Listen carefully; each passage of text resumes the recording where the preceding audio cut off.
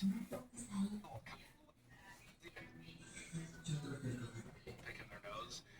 And I thought that was weird because run through this, according to several big ideas, each unit is broken down into several big ideas, and those are what are on your note guides there. So, unit one, big idea number one.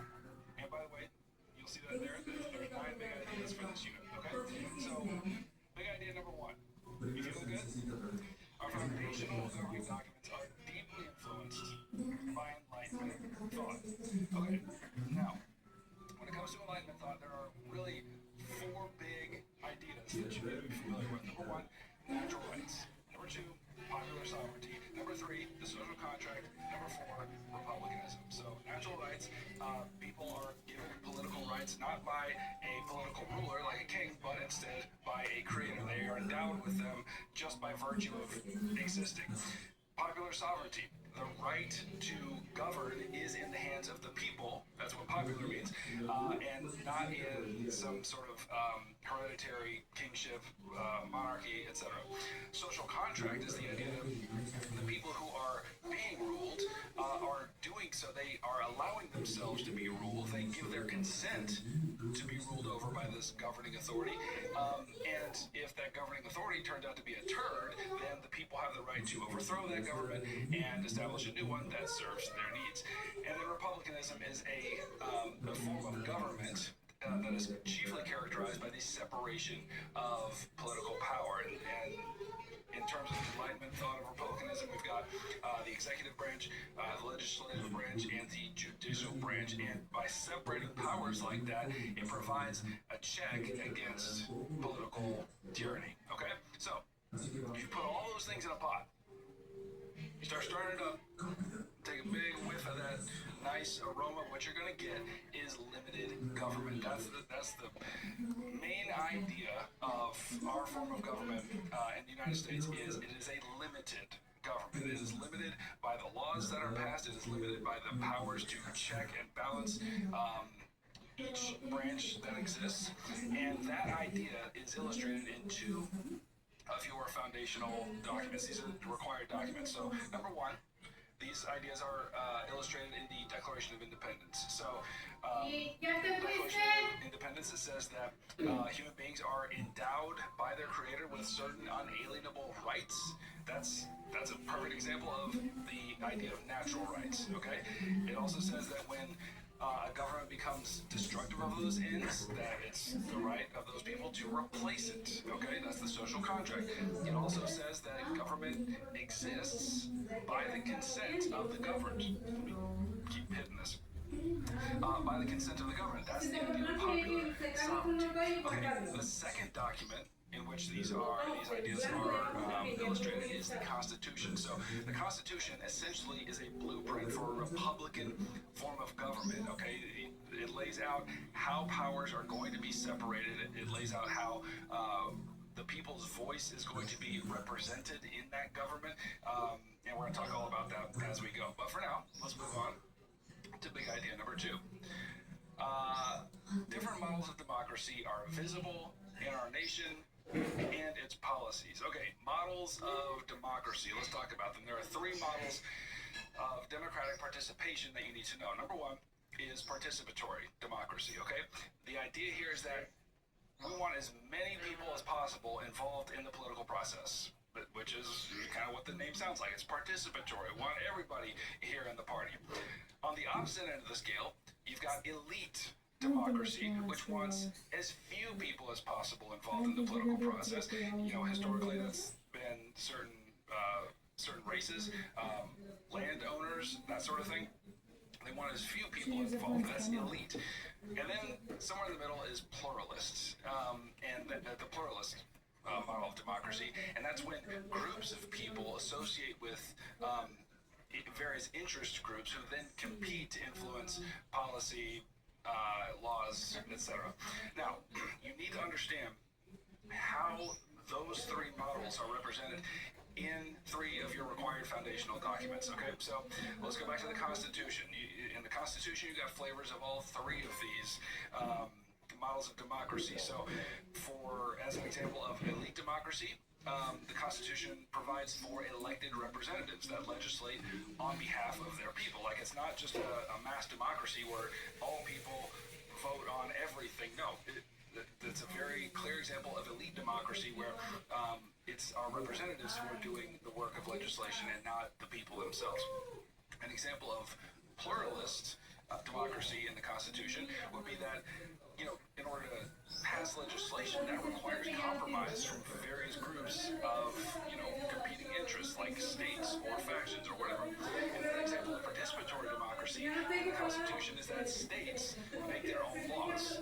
As long as they don't conflict with federal laws, and this is important, the further down you go on the ladder, like from federal to state to local to municipal, etc., the more local it gets, the more participatory democracy becomes.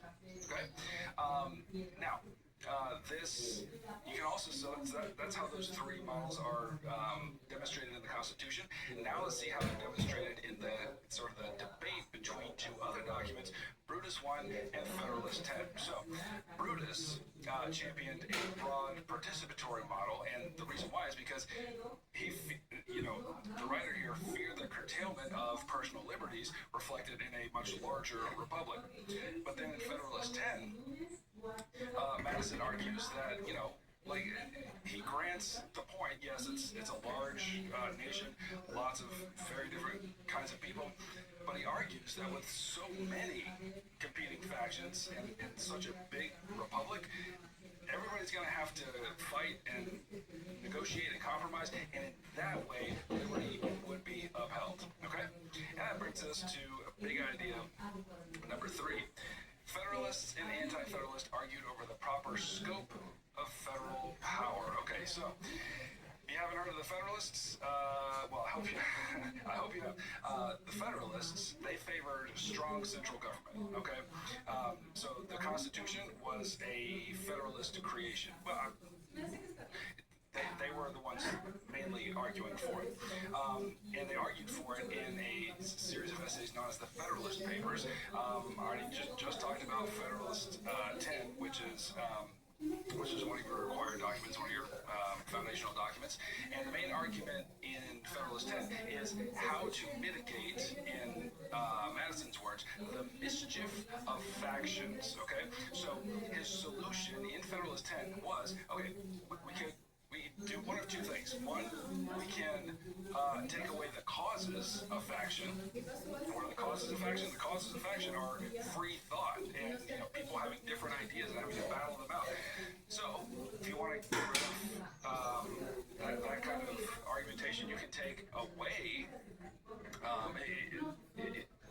He's trying to argue that if it's going to erode people's liberty, okay, then you could take away the causes of faction, you can take away free thought, or you can mitigate the effects of that free thought in those debates. So, that's ultimately what he argues for. He says, with so many factions in the U.S., they're going to be forced to cooperate since none of these factions is big enough to dominate the entire nation. Okay? That's the basic argument in Federalist number 10. So that's the Federalists.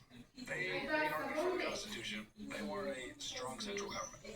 The anti-federalists, on the other hand, they favored a weak central government and a series of strong state governments. The reason why is because their main concern was they wanted to avoid the tyranny that Americans experienced under the monarchy during the colonial period. Okay, so in Brutus I, another of your foundational documents, Brutus's beef is essentially, in the Constitution, there's something called the Necessary and Proper Clause. There's something called the Supremacy Clause. We'll talk more about those later. But he's basically saying these are illustrations of how a stronger central government can tyrannize the states and the local levels, and he basically says that a large centralized government could not adequately represent the interests of a nation so big and so diverse as the United States of America. That brings us to big idea number 4. Well, we're cooking. See about some water here. right. Big idea number. Lost my mouse. Big idea number 4. The Articles of Confederation failed because federal power was too weak and state power was too great. Okay. The Articles of Confederation was the first constitution of the United States post-revolution, or, during revolution. And it was a hot mess, but there is one thing it was really good at, and that was to avoid the tyranny of the centralized state. Okay, remember, I just said this is what Brutus was arguing against. They did not, none of the former colonists enjoyed being pressed under the thumb of Big Mama Britain, but so when they created the Articles of Confederation, that was their chief end, is we need to avoid centralized power as much as possible.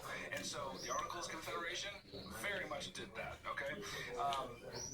And that's about the best thing that we can say about the Articles of Confederation, because there were many, many significant weaknesses, and I'm only going to mention a few. First of all, there was, under the Articles of Confederation, there was no executive branch. There was no judicial branch. There was only a Congress, okay? Additionally, Congress had no power to raise direct taxes on the people. So, they're broke. They can't pay their bills. Another weakness is that in order to change the Articles of Confederation, or to amend it, it required a unanimous vote from all 13 states. It was impossible back then, as it would be today, to get everybody in the United States to agree on a thing. And so that was a serious, even if there were weaknesses, and everybody agreed that there were, you can't change the dang thing. So that was a serious weakness. Also, under the Articles, the Congress had no power to raise or maintain a national army, and that had a significant consequence. And that consequence came in something called Shays' Rebellion. And I'm not going to go too far into what it is, but a bunch of farmers in Massachusetts got upset because some of them were veterans from the American Revolution, and remember what I said earlier, Congress couldn't pay their bills, and so these veterans weren't getting paid, and so they went ahead and started up a nice little rebellion. The Massachusetts militia ultimately shut it down fairly easily, but the point was, it showed everybody that the Articles of Confederation was not a sufficient governing document, because there was no federal army. There's no way to respond in force on a federal level. Every state just had to do their own thing. Okay? So the only big thing you really need to remember about Shays' Rebellion is that it was that event that was the catalyst for exposing the weaknesses of the Articles of Confederation and creating the path for the Constitutional Convention, which leads us on to big idea number 5.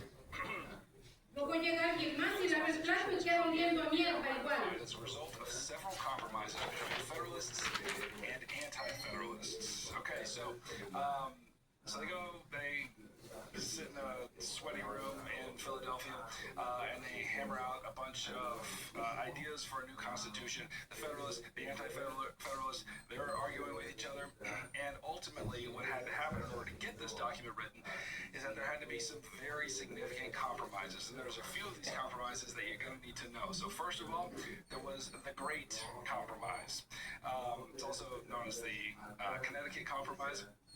Basically, this one was about representation. How would the people's voice be represented in this new government? And the result, there was the Kentucky plan, there's the New Jersey plan, etc. But ultimately what they got to was that in order to be represented in this new nation, we're going to have a bicameral legislature.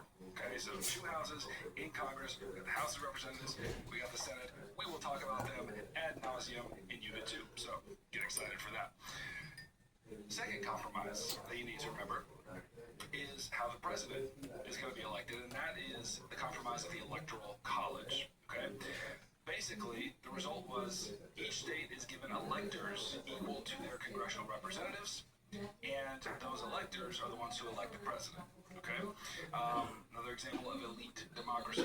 Maybe I said that earlier. I can't remember, but there it is again. Another key compromise that you need to remember is the 3/5 compromise. This was huge because basically this was a compromise that was hammered out over how enslaved people would count for representation. I'm not going to get into the whole debate, but ultimately the result of that compromise was that 3/5 of the enslaved population would count toward representation in the House, and it was that particular compromise that gave the South outsized power up through the Civil War. Okay, so that was political power to the South. Without the 3/5 compromise, they would have been trounced politically in the beginning of the first half of the 19th century.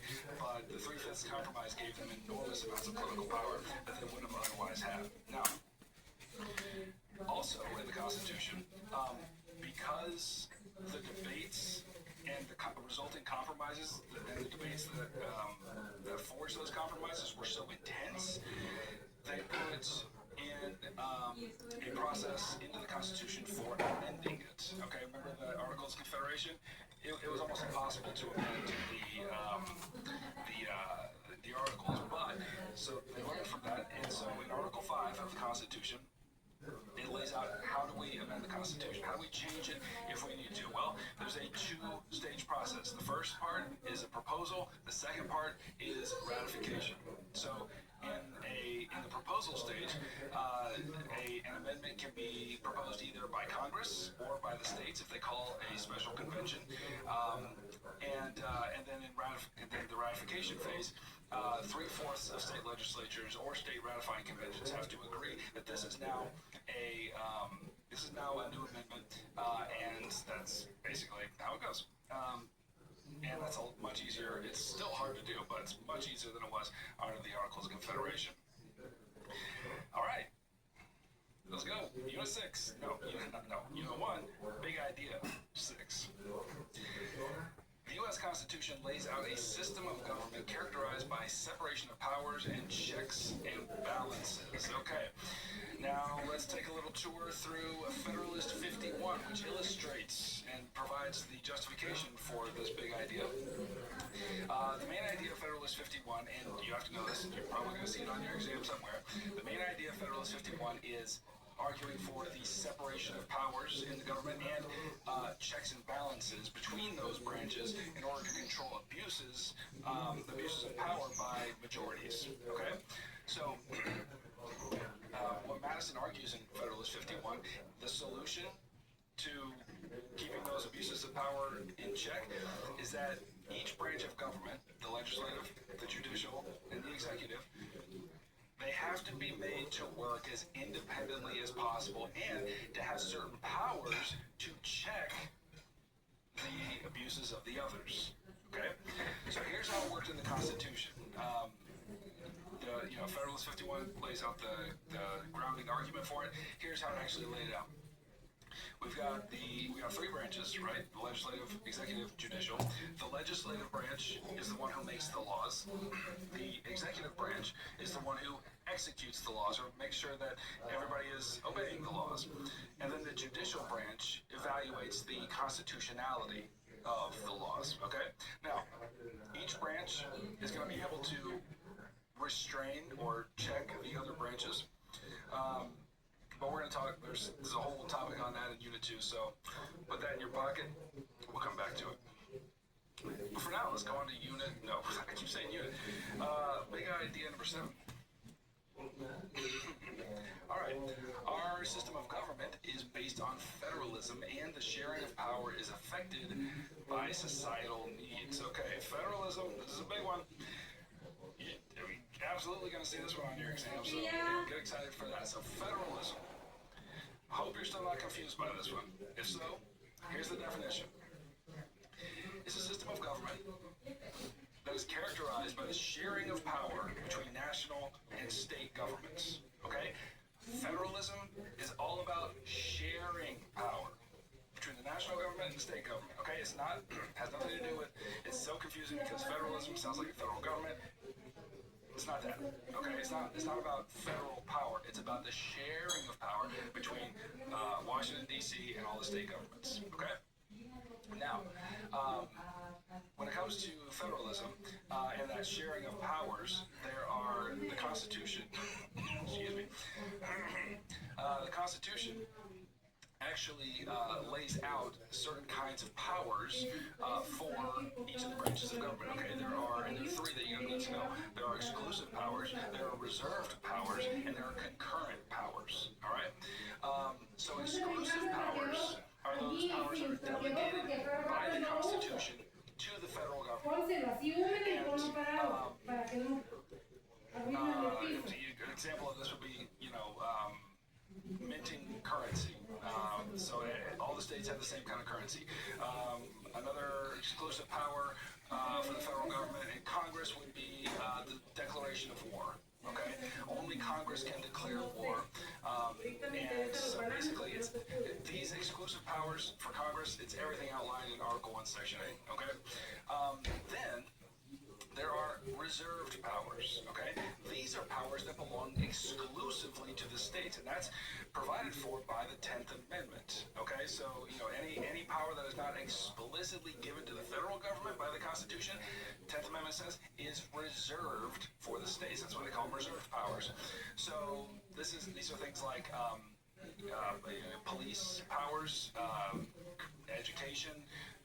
It's gotten a little fuzzy over time, but education, elections, all these sorts of things. Those are reserved powers that belong to the states. And then there is the middle of the Venn diagram, which are concurrent powers. These are powers that are shared by federal and state governments. And so this is sort of the grist for the mill of how federalism works. There are some things that only the federal government does. There are some things that only the state governments do. But then there are some things that are shared. There are some powers that are shared. Now, and it's in that sharing that federalism works out. Now, in modern history, the way federalism has mainly worked is through something known as fiscal federalism, and that's the sharing of political power between the national and state governments, but through dollars. Okay, and this happens, in lots of ways, but there's a couple that you need to know. First of all, fiscal federalism plays out through grants. Okay, there's categorical grants. You're going to need to know a couple of examples of how these different kinds of grants. The categorical grants, these are grants that are given to states.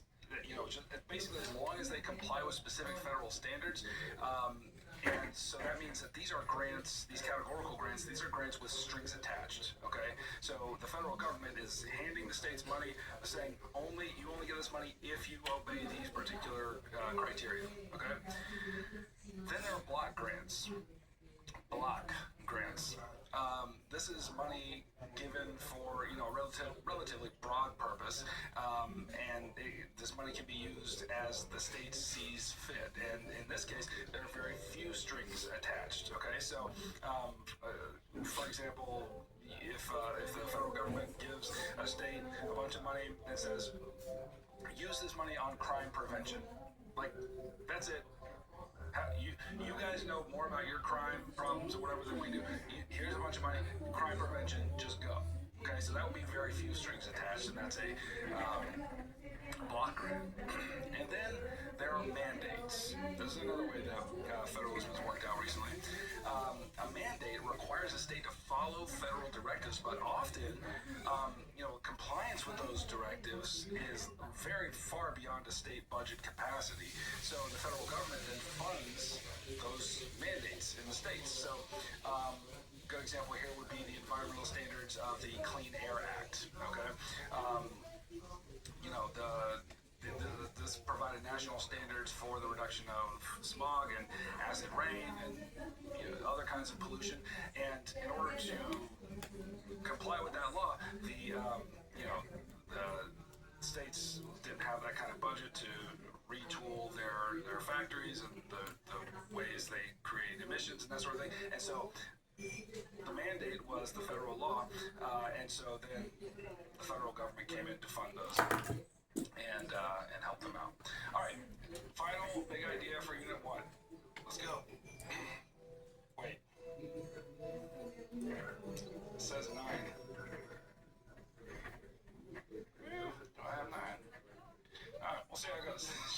I think there's only 8. Okay. Big idea to right. The balance of power between states and the federal government has changed over time, and at the heart of that balancing act are a few constitutional provisions and 2 SCOTUS cases. All right. So, let's talk about the constitutional provisions first for the balance of power. First of all, 10th Amendment, we already talked about that. Any powers not explicitly given to the federal government by the Constitution are reserved for the states. Okay? Then, one big amendment for the sharing of power is the 14th Amendment.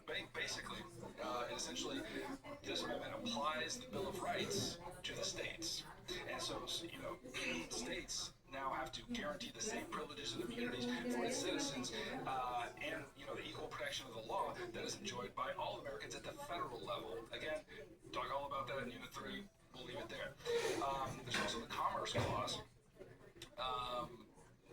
which the federal government is used to, regulate. I mean, the purpose of it is to regulate commerce among the states, but that has also been a clause that has been used to either deliver power to the states or take it back to the federal government. Again, we'll talk more about that, but just stick it in your brain full for now. Then there's the Necessary and Proper Clause, also known as the Elastic Clause. This is a huge, this is one that has been fought over all sorts of ways, but basically it says that Congress can make any law which upholds its enumerated powers. Like even if that power is not explicitly mentioned in Article 1, Section 8. Okay, the probably most famous example here is the creation of Alexander Hamilton's National Bank during the first presidential administration of George Washington. There's a whole lot of back and forth over that, and we'll talk more about that later, maybe tomorrow. Okay, so 2 SCOTUS cases. The Supreme Court of the United States, just in case that term is not familiar to you. 2 SCOTUS cases that show the way the balance of power has shifted over time. Number 1, McCulloch v. Maryland. Okay, the ruling here was that the Necessary and Proper Clause implied that certain powers, like even if they're not explicitly stated, and the Necessary and Proper Clause and the Supremacy Clause, both of those together meant that federal law trumped state law. Okay, federal law, because McCulloch v. Maryland, federal law is going when federal law and state law disagree, federal law wins. Okay. Second case, United States v. Lopez. Here, Congress tried to use the Commerce Clause to try to regulate guns in schools. It's a crazy story that we're not going to get into, but the Supreme Court decided that carrying guns to school is like you would think, in no way related to interstate commerce. And so that they declared the law unconstitutional, and that provided a win for state power. And I do not have another big idea, so let's call it the end of Unit 1. Here's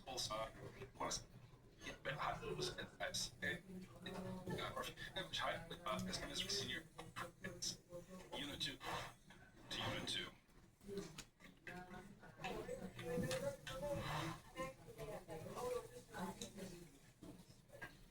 Unit 2 is a big mama, so let's get going. All right, big idea number 1. There are 12 big ideas here, so gird thyself. Here we go. Big idea number 1: the main work of Congress is to make laws. Sounds simple. It's not always that simple. Okay, so first of all, you need to know, where does Congress get its power? Congress gets its power from Article 1, Section 8 of the Constitution. So there are enumerated powers, which, these are the powers that are explicitly listed in Section 8. These are the express powers. Among those would be authority over federal money. This is what's known as the power of the purse. So Congress is able to raise revenue, pass the federal budget, etc. Congress also has foreign policy and military legislation under their purview. The most important among those is that it is Congress's constitutional job to declare war, because that was important to them, because as in a Republican government where power is in the hands of the people, the people, the representatives of the people were the ones who got to say whether or not the nation went to war or not, So that's Congress's power. And then they've got other powers in there, and I'm not going to go through all of them, but they can determine the naturalization process, which people become citizens. They regulate interstate commerce, etc., etc. So those are the expressed powers of Congress. Now, there are also implied powers. These are the powers that come from that necessary and proper clause that I said we're going to get back to. I said, put it in your pocket. Well, I'll get it right back out because we're going to talk about it. So, with the implied powers, Congress can pass a whole range of legislation addressing any kind of economic or environmental or social issues, even if they are not explicitly mentioned in Article 1, Section 8. Okay? And we talked about that in the last unit, so we'll leave it there. The second thing you need to understand about Congress and how they do their work and make their laws is the structure of Congress, and that is, as I mentioned, bicameral. So that's also laid out in Article 1 of the Constitution. You got two houses. The first is the House of Representatives. In the House of Representatives, the representatives of the people are apportioned by population of each state. Okay, so there are 435 at this point. There are 435 voting representatives in Congress, and those are there are more from some states and there are less from others because it's all depending on population. Now if it was just by population, there should be more than 435, but it was legally capped at 435. So that's as far as they're going until they vote to uncap it or just leave it like that. So that's the House of Representatives. In the Senate, there are 2 representatives per state, okay? And they represent the whole state. You see, in the House of Representatives, those representatives represent parts of a state. But the senators, they represent the entire state. So if there are 2 senators per state, and there are 50 states, doing some rough math in my head, that's 100 senators. And so with the House and the what's the other one? The Senate. They have to work together in order to pass legislation. Both houses need to participate in order to pass legislation, and they've got to pass identical bills, and then those are passed on to the president. Now let's look at big idea number 2. The leadership structures of Congress and the committee system are the main avenues through which Congress does its work. So let's keep talking about how Congress does its work. So starting with the leadership structures. So, and there's some similarities between the House and the Senate, and there's some differences. So let's start with the House. In the House of Representatives, the top leader is the Speaker of the House. This is always a member of the majority party because it's the Speaker of the House is elected by vote within the House of Representatives, and so the majority party isn't going to elect a speaker from the other party, so that's why it's always the Speaker of the House is always going to be a member of the majority party. And then under the Speaker of the House, you've got the majority and minority leaders. Okay, they're the ones who direct debate. They guide their party members in policy-making issues, etc., etc. And then you got the whips. Okay, these are the folks that render party discipline and make sure that the members of the party are in line with the party goals. Okay, it's not like actually disciplining them, but it's making sure just you get persuasive people, make sure everybody's doing the same thing. We're all together and we're doing the same thing. Now, in the Senate, the top leadership position there is the president of the Senate. Now, that also happens to be the vice president of the United States. Okay, so this is a non-voting position unless there's a tie in a vote.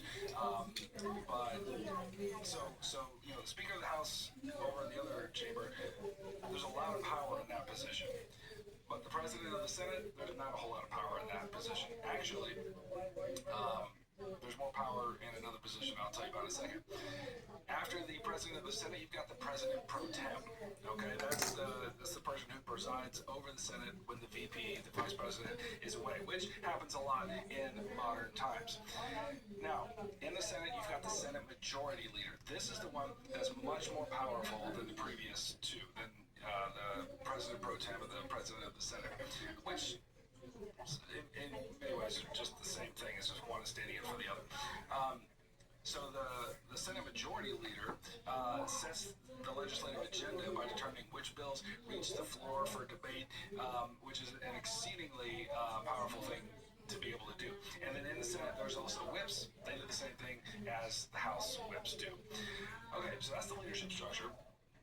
You also need to understand the main way that Congress gets its job done is through the committee system.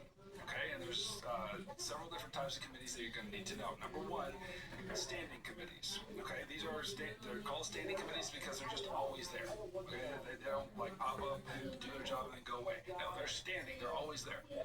Okay, so example in the Senate, there's the standing committee on the budget. Okay, they're always going to need a budget, so there's always a committee for that.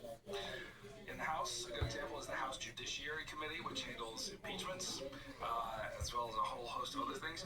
And so there's always interaction that needs to happen between Congress and the judicial branch, and so in part that's some of what they do. So those are standing committees. Joint committees, another type of committee. These are groups that involve both House and Senate members. Okay, so you've got the Joint Committee on the Library of Congress. Okay, the relatively uncontroversial one. Library of Congress always needs oversight, funding, whatever, and so there's a joint committee that both House and Senate members work on that. Then there are select committees. Excuse me. Then there are select committees.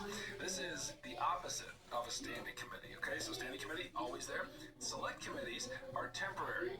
They are pulled together for a very specific purpose, okay? And those purposes could be dang near anything.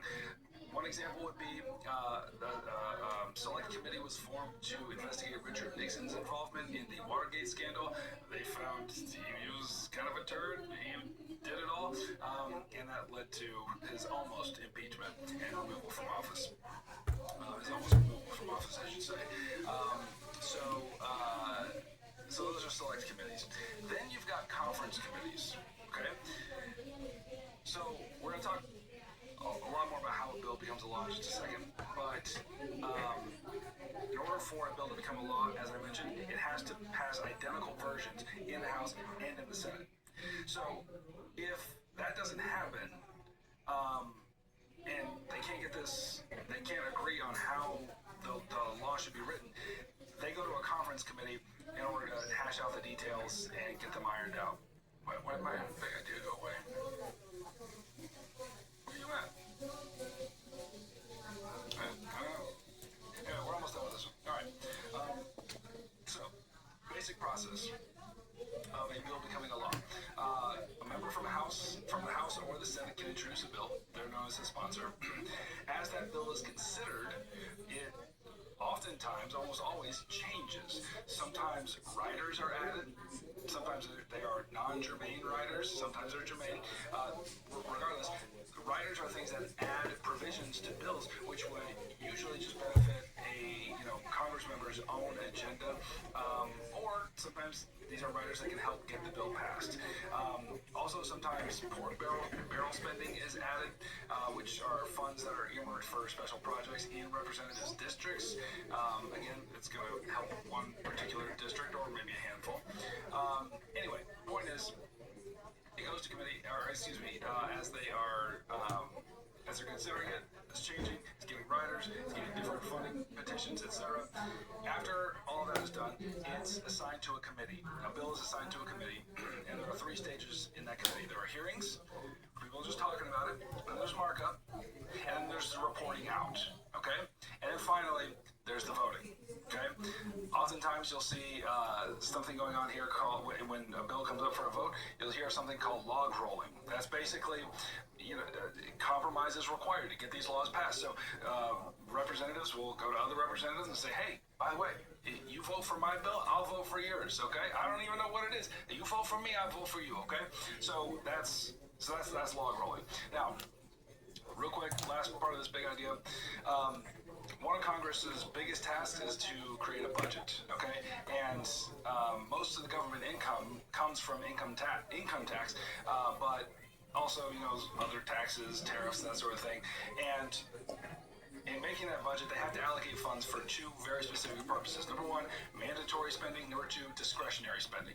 Mandatory spending is what it sounds like. these are payments that are required by law. So Social Security is a law. Everybody has to, that's withheld from their paychecks. They have to be given that money. That's mandatory spending, not even like, if Congress wakes up one day and is like, I don't know if I feel like giving the Social Security check. You can't do that. It's mandatory. But then there's discretionary spending. That's all the money that's left over after the mandatory spending, and that is, we'll talk more about that with the bureaucracy. So let's move on to big idea number 3. Ooh, that was a chunky one. Daniel está trabajando y tú con la televisión no te puedes ir a otro lado a jugar. Okay. The efficiency with which Congress does its work is affected by ideological divisions, differing conceptions of representation, and redistricting / gerrymandering. Oh my gosh. So, how well does Congress get its job done? How fast does Congress get its job done? Well, lots of factors that go into that. Number 1, ideological divisions. Okay? The big one here is political polarization. So, over the last 30 years, Republicans have become more conservative and Democrats have become more liberal, which makes negotiation and compromise the very heart of what makes our Constitution work. It makes that very difficult, okay? So ideological division can greatly slow down the legislation process in Congress. Now, also there are, as far as how well Congress gets its job done, you have to understand how the representatives themselves think about the way that they work and what their job is. And there's 3 models, okay? Number 1, they can think of themselves as a trustee. Here, the representative believes that, he or she has been entrusted with the public's faith to vote according to their best judgment. Like the representative's best judgment. It's like, you elected me, I'm good now, I will exercise my judgment and my wisdom to go vote and to what I think is best, okay? That's the trustee model. Then there's the delegate model. And here, the representative believes that he or she must vote with the will of the people, even if it goes against his or her better judgment. And this is especially true in the House because, they're only around for their terms of 2 years, and they're having to constantly face re-election and, the people that are going to elect them again. And then the third. Yes. The third model is Politico. Okay, this is kind of a blend of the other 2. So for the Politico, the representative who sees themselves like this is sort of like, what are they going to do? Well, it depends on the situation. Whatever makes the most sense for each vote, the Politico is going to consider it all. Okay? Maybe go with the will of the people, maybe go with their own wisdom. It's sort of a blend. Now, redistricting and gerrymandering is also... it affects the speed and the efficiency with which Congress does this work. And you've been hearing about this a lot lately. If you didn't go into this course knowing about gerrymandering, baby, you know it now. Because it's getting crazy. But regardless, I'm not here to comment on that. I'm just telling you, it's crazy. So, redistricting, this occurs every 10 years, okay? That's by means of a census, which is mandated in the Constitution. So once the census numbers come in, there's new information about where people live.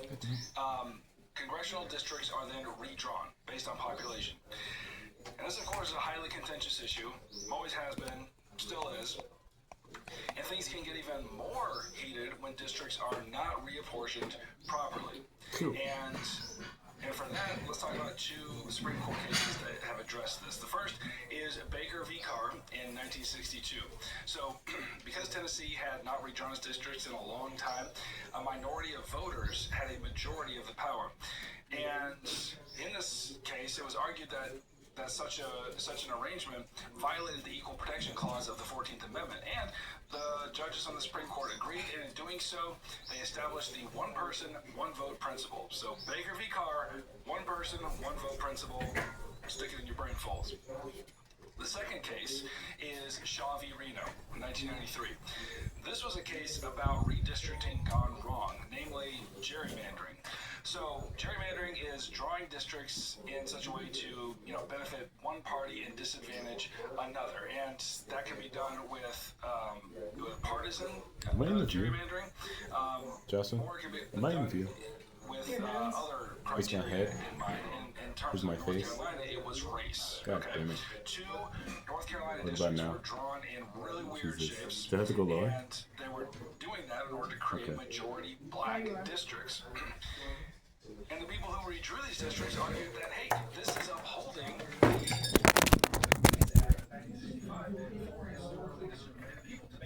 You sure you don't want me to get everyone's camera set up? Yeah, I'm good. Okay. You need a tripod or something? No, I just need to be in the view. We have a tripod for a phone. Well, everything needs to be in view. Is that good? Hopefully.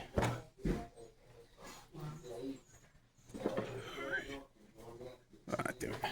Okay. Just fix they it. have a voice in the government. However, the court ruled that drawing districts is solely based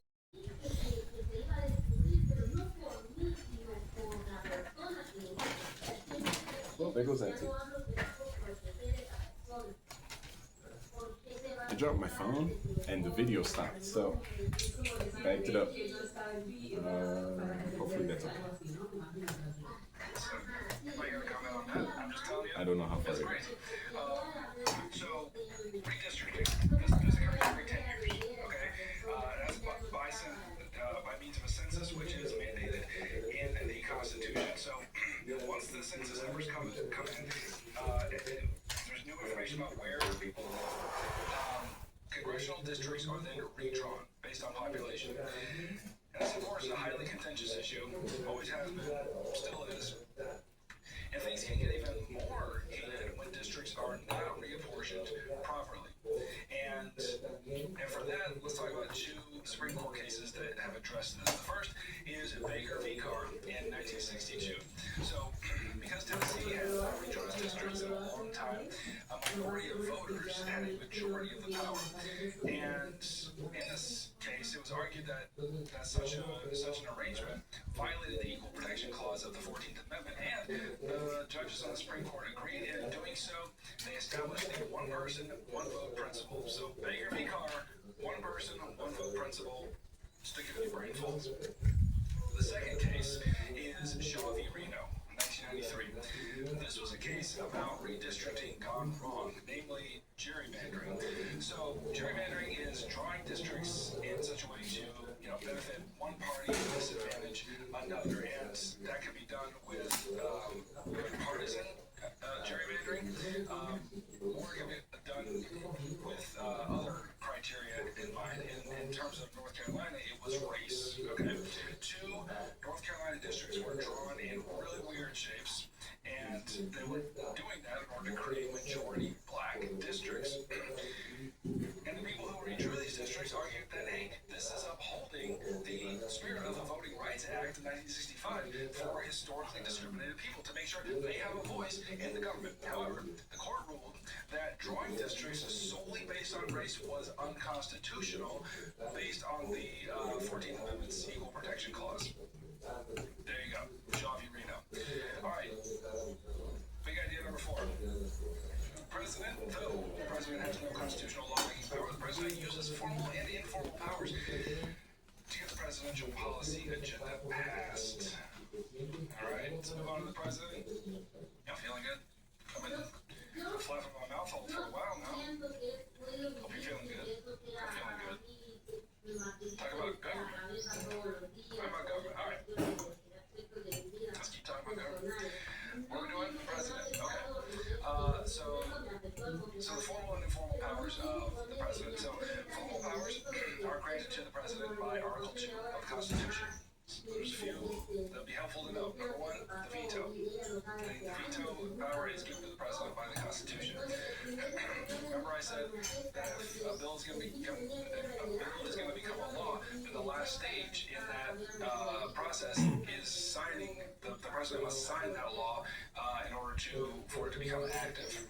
Now, if a law is not in line with the president's policy agenda, then the president has the power, the constitutional power, to veto it, to say, no, this is not going to become a law. And so, at that point, 2 things can happen. 1, the bill is sent back to Congress, and they can either add or subtract to it to make it more attractive to the president, make it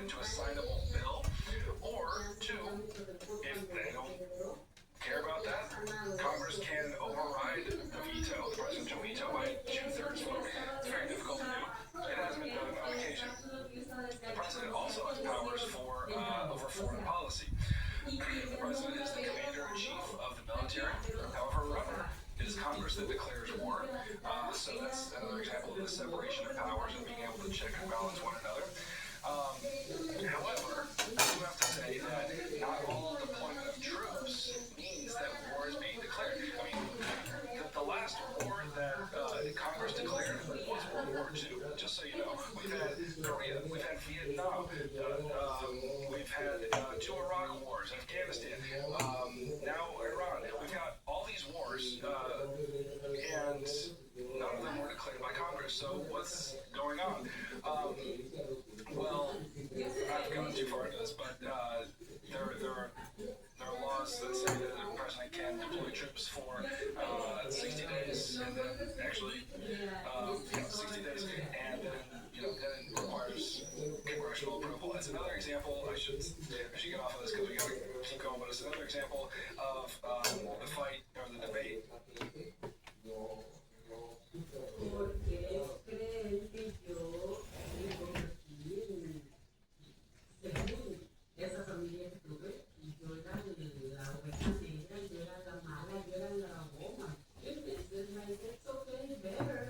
Because the window was cold. Between that we saw in the Federalist Papers when we're talking about the president is, should the president be able to act quickly, which Hamilton was arguing for, or should they be relatively weak and have to submit in obeisance to Congress? And so it's another example of that debate. We should move on. There are other informal powers that the president has. Those are the formal powers, and they list all of them. But informal powers are things that are not listed in the Constitution. So things like bargaining and persuasion, right? So the president can use speeches and other forms of communication to persuade the public to get on board with the president's agenda. Also, executive orders. Okay, so this is a directive from the president that has the force of federal law, but it's not actually a law. Okay, because remember, Congress is the only lawmaking body in our form of government. So mainly what an executive order does is it goes towards directing the actions of the federal bureaucracy and the military, which are areas of power given to the president by the Constitution. And sometimes, okay. Big idea number 5. It's so hard not to just go off and talk about these things. It's so much fun. Okay. Well, we gotta stay disciplined. Number 5, exercise of presidential power can often lead to conflicts with the other branches of government, but those other branches have means of checking the president's power. All right, so let's talk about checking the president's power. So with respect, there's so many different ways, but let's talk about Congress checking executive power through presidential appointments. Okay? When the president is elected, there's so many federal jobs to fill, and many of them have to be approved by the Senate. Okay? For example, cabinet members. The president's cabinet is all led by various secretaries. The Senate has the power of advice and consent, and that means they have the power to approve the presidential cabinet members, okay? And, usually these go unopposed, but in some cases they can be contentious. The president also appoints ambassadors, White House staff. Usually those go unopposed because it's like, the president was elected, let that president choose their staff and that sort of thing. But one of the most contentious appointments that the president has is nominations to federal courts, okay, especially the Supreme Court. This ends up being highly contentious because these folks have lifetime appointments, and that means they have the power to implement the president's policy agenda for a whole lot longer than that person is the president, okay? And we'll talk about that tomorrow, actually. That leads us on to big idea number 6. We're getting through these a little quicker after those first 2 beefy ones. Presidential power has grown significantly over time. Yeah, it has. Yeah, it has. All right. Let's talk about Federalist 70, another required document. So, Federalist 70 is about the single executive. There were, also other arguments for multiple executives, whatever. In Federalist 70, the argument is basically a single executive is going to have more energy. That was their word for it, energy. They love to talk about the energy of an executive. It means that the president will be able to be decisive and move quick on matters that require firm leadership, snappy decision making, and that sort of thing. And ultimately, as you probably know, a single executive is exactly what we got. But the power of, the role of the president has expanded over time, depending on, the historical events of the nation. And I would love to hear you just to not do this in 15 seconds. But alas, here we are. This is what it's going to be. So, just a quick run through of how the power of the executive has expanded. So let's start with our boy George Washington. He was an interesting one because he actually considered himself as a servant of Congress. Okay, Congress is the people's house, so he often deferred to what Congress wanted to do. The next big turning point was Andrew Jackson.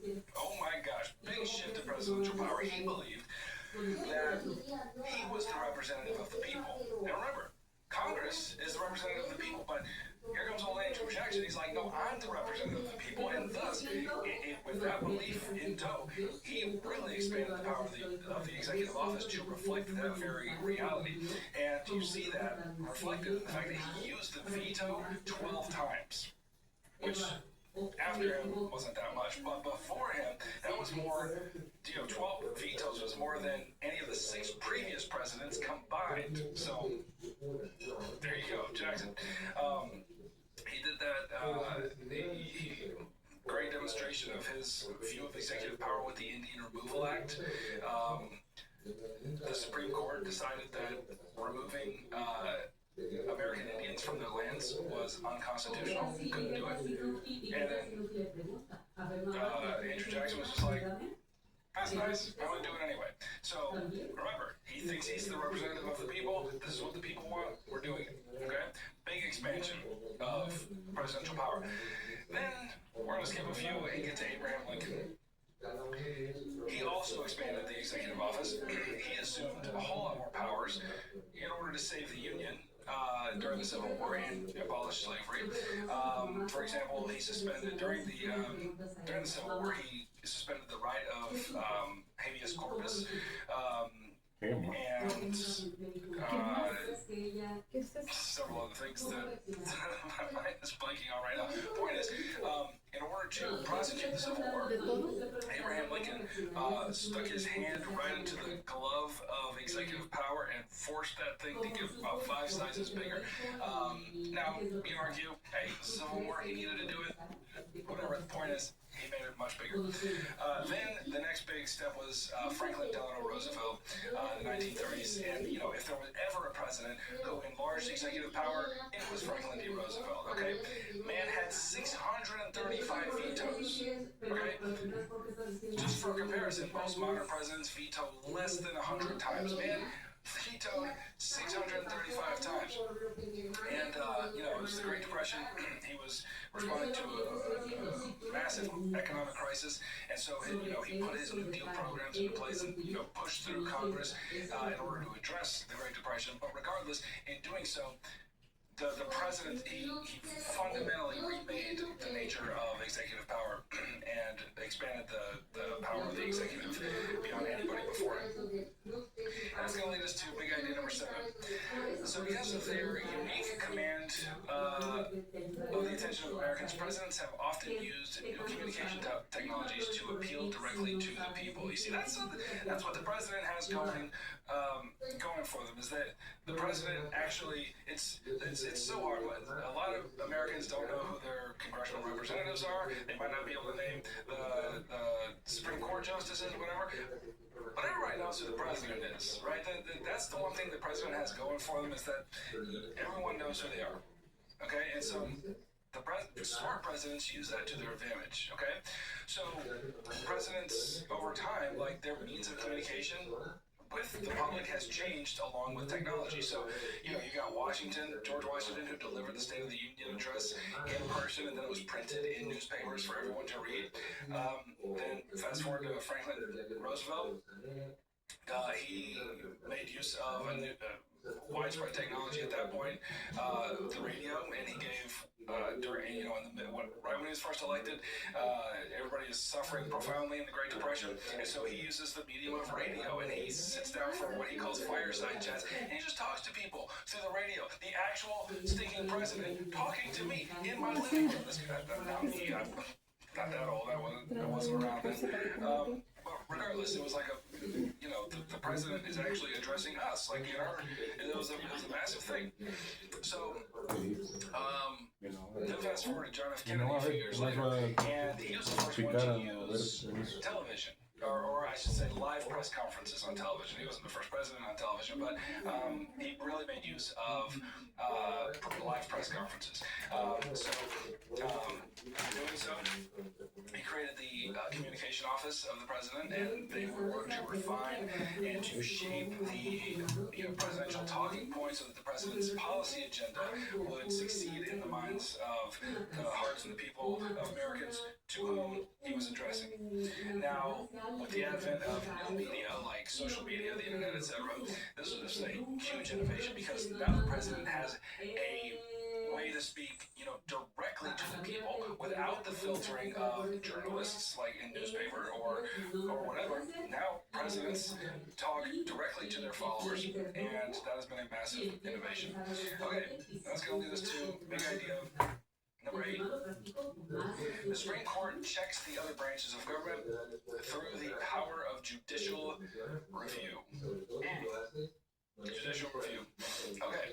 I'm going to start with Federalist 78. So Federalist 78 was written by our boy Alexander Hamilton, and he argued that, the independence of the judicial branch, which occurs through lifetime appointments of the judges, those lifetime appointments act as a protection for the power of those judges. He argued that the court actually had the right of judicial review.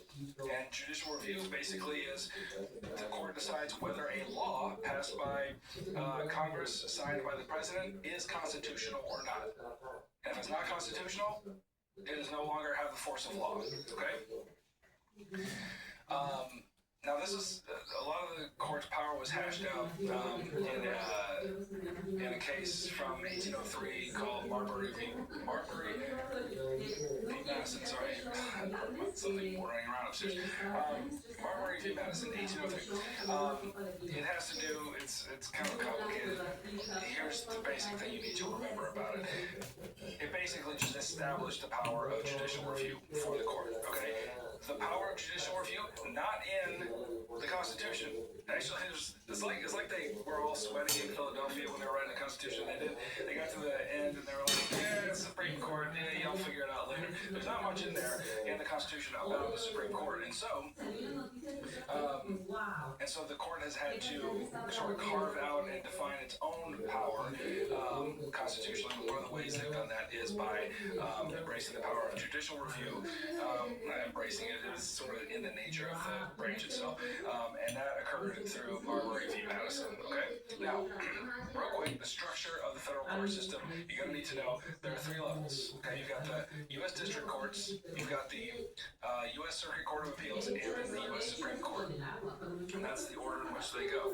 District Courts, Circuit Court of Appeals, and then the Supreme Court. So all the judges in these courts are appointed by the president, which means that they are confirmed by the Senate, and they hold lifetime appointments on the condition that they don't turn out to be interred in a rope. And if they have good behavior, then they will always be on the bench until they retire or die. And that brings us to big idea number 9. The combination of the court's exercise of judicial review and the life tenure of judges leads some to question the legitimacy of the court. Okay, so here's how the court works. There's a couple things that are very important to court rulings. Number 1 is the rule of precedence. Precedence, not presidents. Precedence. So precedents are very hard to overturn. Okay, precedent, basically, we've decided on an issue in the past, that's the precedent. It's very hard to overturn that. The reason why it's so hard to overturn that is because of the principle of stare decisis. And the literal meaning of that is let the decision stand. That is sort of the court's natural resting posture. If we've decided something in the past, we're just going to let it stand. Let it be. Okay, we're not going to hash this out now. So that means when a precedent is overturned, it's a real big deal. Okay, we'll talk about how Plessy v. Ferguson was overturned with Brown v. the Board of Education tomorrow night. But it's a big deal when those get overturned. But ideological changes can also affect the kinds of decisions the court makes. So, the president is the one who appoints judges, and because of that, the president is going to choose judges that align with the president's own ideological commitments. And so, if the president is conservative, that president is going to appoint conservative judges, and the same thing on the liberal side. And so that has a role. That particular process plays a role in whether the court is going to remain bound to previous precedents or create new ones, right? So if a conservative group of conservative justices pass this particular precedent, and now if the court is full of liberal justices, it might play a role in whether or not they decide to overturn that older precedent, or vice versa, whatever it is. Now, the last part of this big idea is that controversial decisions can lead people to challenge the court's legitimacy. In other words, the court invalidates a law and or upholds a law, and people look at it and they're like, what is this bunch of unelected judges, and they're like telling us what the law is and what not, we can't even hold them accountable. So it has, when controversial decisions come down, it has a way of making people question the legitimacy of the court. I'll just give you one example, and that's Roe v. Wade in 1973. It's not a required case, but it's not on your list of required cases, but it is in the curriculum, and it is worth knowing. So Roe v. Wade, very simple, 1973, essentially legalized abortion in all 50 states. And that led to very significant backlash among states with conservative majorities who argued that the court did not have the right to impose the practice of abortion on them. Right? So that conflict raged on for decades, but then it can be seen again in 2022 when a case actually overturned that decision, the Roe decision. In 2022, it was Dobbs v. Jackson, which gave back to the states the authority to make laws about abortion. And, at that, the same thing happened to, the same kind of controversy happened, except from the other side. Like, states with liberal majorities attacked the legitimacy of the Supreme Court for removing what had been a constitutional right for almost 50 years. Okay, so, over time, judges are going to, judges come and go, but they're usually going to make their decisions according to one of two sort of judicial postures, and you have to know both of these. Number one, they can decide according to judicial activism. This is when the court decides to basically establish policy. They're considering the broad effects of a decision on society. And there could be liberal activism, there could be conservative activism, and anywhere in between.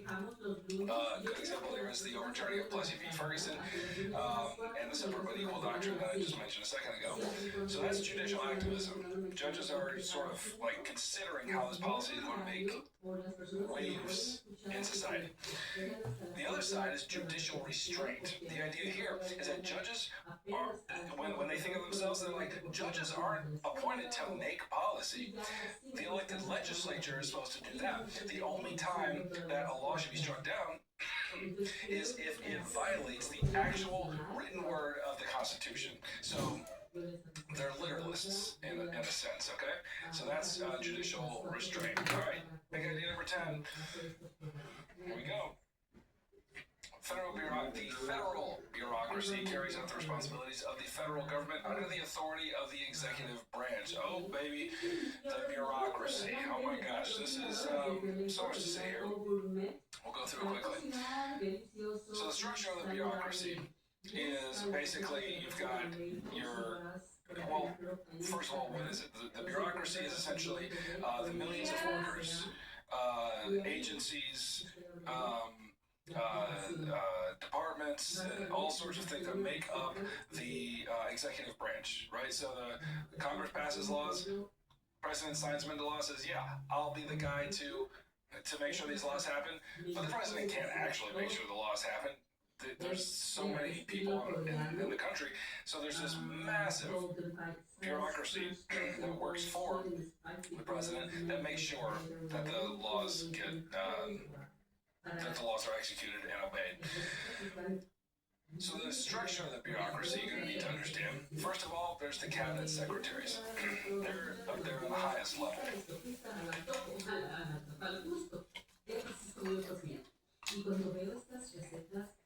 What were we talking about?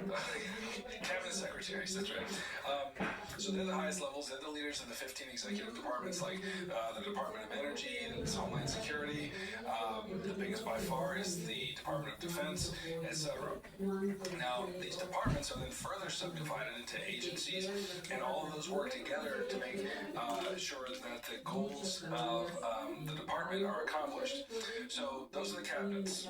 Those are the highest level ones. Then you've got commissions. These are independent regulatory groups that operate, kind of independently of the authority of the president, but they still fall under executive authority. And commissions are generally created for a very specific purpose. Like, for example, the Federal Communications Commission, the FCC, they regulate the content of media, which is they're not censoring it, but they're just making sure that nothing inappropriate is displayed. And they were created in order to do that very specific job. So you've got cabinet, you've got commissions, and then under that, we've got government corporations. This is sort of like a hybrid of a business and a government agency for when, you need some of the benefits of the private world mixed with some of the resources and oversight of the government world. Good example here is the Postal Service. That is a government corporation. Okay. That's the basic structure of how the bureaucracy works out. What does the bureaucracy do? They write and enforce legislation. If they find people not obeying the law, they will issue fines for those violations. They also have to go to Congress and interact with Congress in order to make sure that everybody is complying with everything, testify before Congress. Sometimes that's contentious. Sometimes it's just nice and informational and everywhere in between. Now, these entities, the corporations and the committees, and no, not the committees, the commissions, etc., they will often work very closely with other entities. And so when agencies, congressional committees, and interest groups develop a relationship, that is known as an iron triangle. Okay, so agencies, congressional committees, and interest groups. When they're working together, that is an iron triangle. And these three work together and rely on each other to create policy. And it's a nice little political, hug fest going on over there. Now, that leads us to big idea number 11. The federal bureaucracy uses delegated discretionary authority for rulemaking and implementation. Okay, this is an easy one, it's short. So, you have to know delegated discretionary authority, a lovely set of words. Basically, that describes the authority that's given to the bureaucracy by Congress that gives them the discretion on how to make the rules and carry out the laws. So this authority is given to various bureaucratic agencies by Congress. And there are 7 of these agencies you need to know. I'm going to run through them real quick. You have to know the Department of Homeland Security. This is the one that maintains and controls U.S. borders. We've got the Department of Transportation, which manages all kinds of transportation, like highways and air travel, etc. You've got the Department of Veterans Affairs, which manages veterans hospitals, essentially the general welfare of Americans' veterans. Then you've got the Department of Education. This manages basically state implementation of federal educational standards. which has gotten more complicated over time. Then you've got the Environmental Protection Agency. I don't even know what number we're on. Is that 5? I don't know. You got the Environmental Protection Agency, which protects the environment and human health by passing, very specific regulations for businesses on what they can and cannot do in terms of pollutants into the environment. Then you've got the Federal Elections Commission, which is a body that oversees campaign finance laws. And then you've got the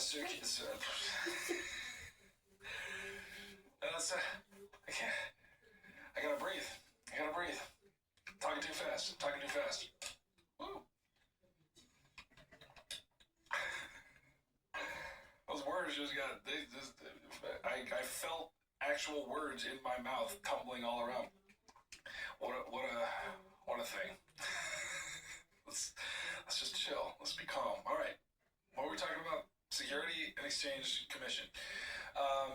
They regulate the stock market. They prevent fraud, etc. Now, the point is, Congress passes very broad, unspecific laws, and it's up to these agencies to interpret those laws and then make more specific rules to execute those laws, okay, and to make sure that everyone is complying with them.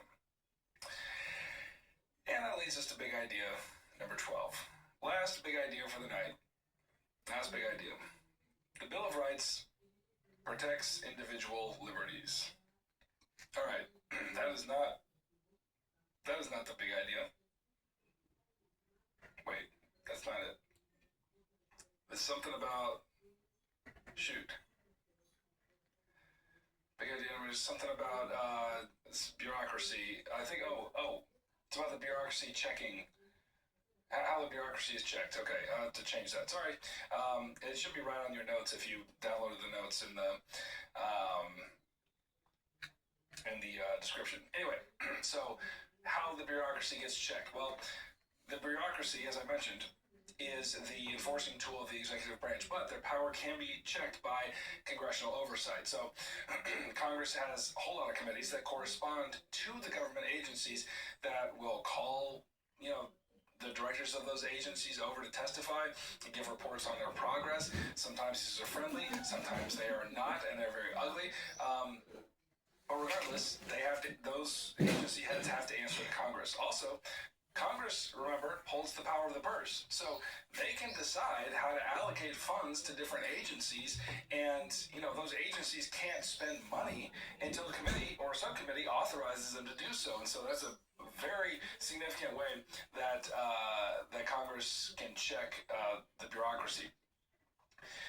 But also, the executive, the president, can check the bureaucracy. So here's, it's executive accountability, basically. This is the bureaucracy is the executive's sort of staff workforce. So this is the first line of defense against an unwieldy bureaucracies. For example, President Bill Clinton, initiated a national performance review in which the various agencies were required to scrutinize and change, if necessary, its mission and objectives, if they weren't in line with the agenda of the president.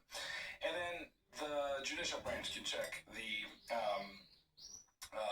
bureaucracy as well. So, when citizens believe that bureaucratic decisions are unconstitutional, they can challenge those decisions, those rules, those regulations in court. And, usually unless the agencies are just blatantly violating the law, the court upholds the authority, oftentimes, of the agency. But still, it can be challenged in court.